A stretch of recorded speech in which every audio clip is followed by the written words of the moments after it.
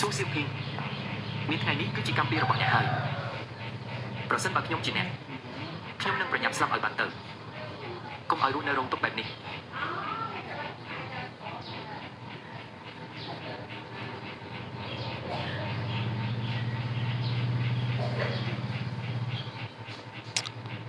nhà lô ta mới nhà lô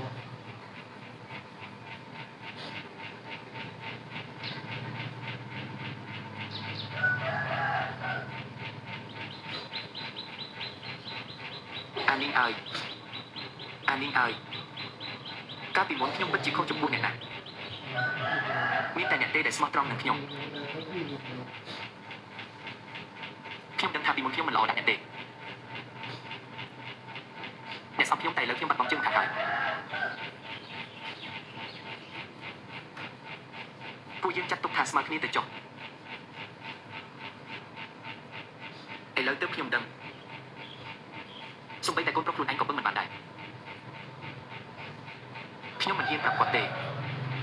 មានតែការធ្វើបាបខ្ញុំខ្លាចត្រូវអំពើត្រូវបន់ស្រន់សុំសេចក្តីសុខប្រហែលជាពួកគេចង់ឲ្យខ្ញុំស្លាប់ហើយឥឡូវនេះខ្ញុំហូបចុកមិនដែលគ្រប់គ្រាន់ទេ